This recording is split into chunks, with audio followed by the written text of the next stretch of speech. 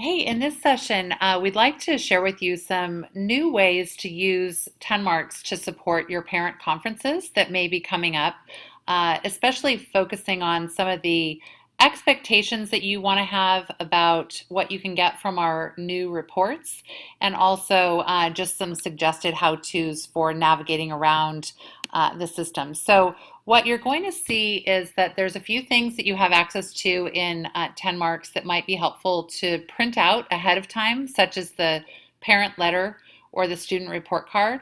Actually, I would really encourage you to do both of those things. And then I'm going to show you in just a moment where you can go to do that, and also what you might want to have open during your conference. I think it would be really helpful to just have kind of in your mind's eye what is the total number of assignments that you've had students working on with the whole class this quarter so far? And also, what are the average usage numbers? So let's take a look at where you would go to find those. So right now, let's go to my TenMarks homepage. That's what you're looking at here, my teacher dashboard. We're going to be looking at my grade 8 practice class because it just has kind of demonstration students in it. But what you'll want to start with first is the downloading of the roster and parent letters. If you haven't already given these out at back to school night, it can be really helpful to just hand to the teachers the pre-printed page, hand to the parents their specific login information. When you download this roster, you have a letter for each and every parent, and it will have not only what their students' login credentials are, but what the code is and what login information they need to get their own account going. So that's step one, is to download that parent roster. The other thing you're going to want to do is take a look at the class summary dashboard.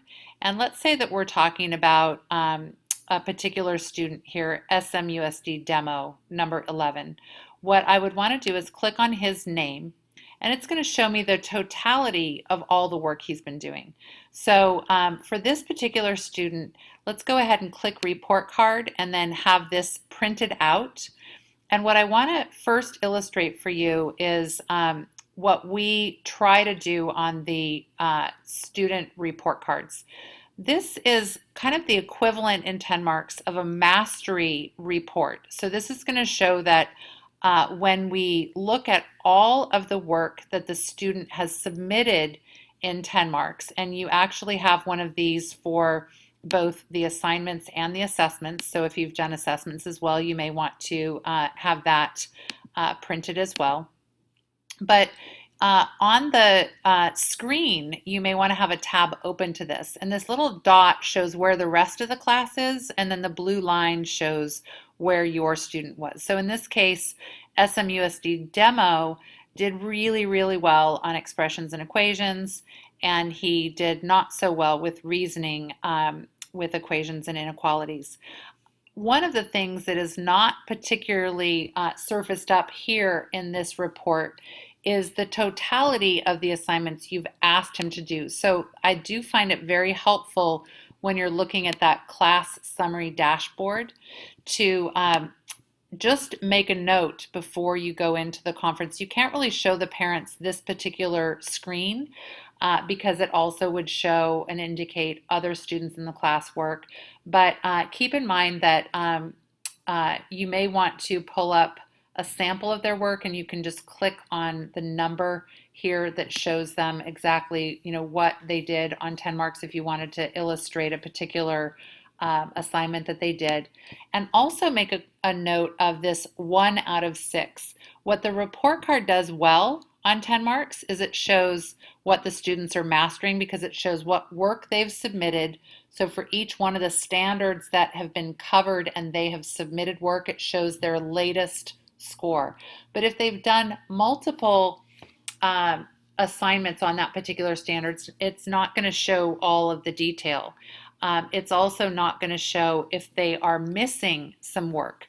And so one of the things you may also want to do is have your screen open, not to this screen. I just want you to kind of make a note of what the student has done here. So 1 out of 6 is really not what we're looking for in this case. So the 64.2 as a score of the average of 98.3 and 30 is almost misleading because there's a large amount of missing work. So you have another couple of reports that may also be helpful for you to actually have open and on the screen when your parents come in.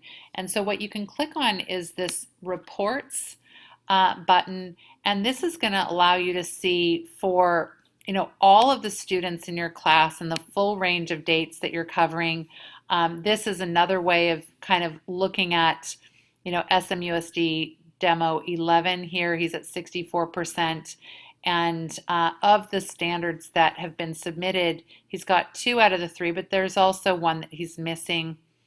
And when you look at the usage report in particular, this can be a really helpful one because you can actually take a quick look and see, what was I expecting my students to do? Like, what is the overall average of the work they've done? And you can toggle and play around with the dates here that says, in general, my whole class was working for about maybe 30 or 40 minutes.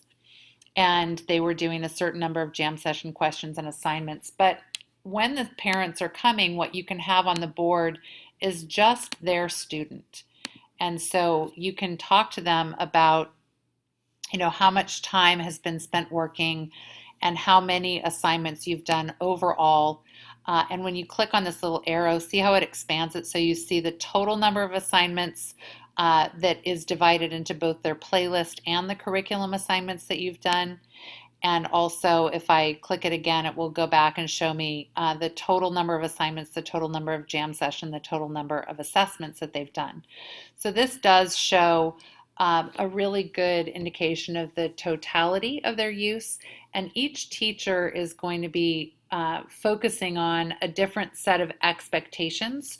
But if you wanted your students, for instance, to be working a total of 30 minutes a week or an hour and a half a week and doing approximately 20 or 30 assignment questions per week, that might be something that you share out here on this screen. And it gives you a chance to talk about maybe the difference, whether they're doing particularly well or whether they're doing not quite what you expect compared to the numbers for the overall class. So just having made a note before you get to the conference of where the rest of the class is versus where their student is might be very helpful. The final thing I want to illustrate is that you might want to have a second window open just to the playlist. And you can click on the playlist and actually go to the individual student.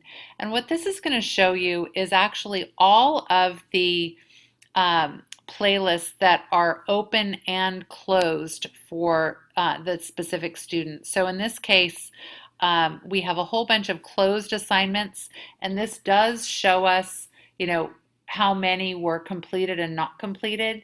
And if we had a set of assignments that were going to be added to this particular student's work, let's just show you for a second. Let's go ahead and assign these so that they have some additional work to do. So it's a good way for you to say, this is what I want your student to do by a certain date.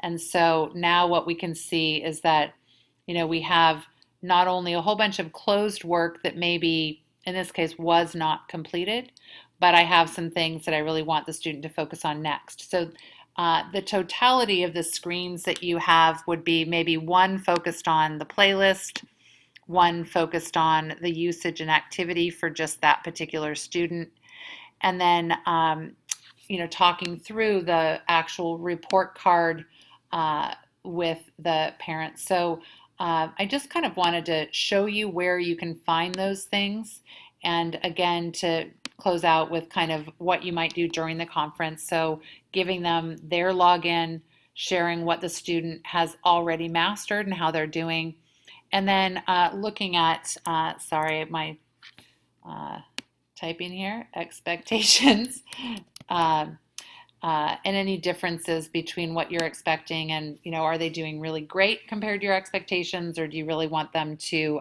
increase their effort in a certain area.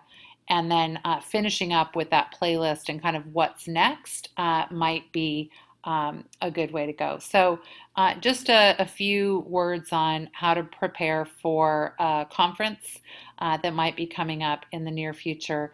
And hopefully, this has been helpful in illustrating a few of these key points.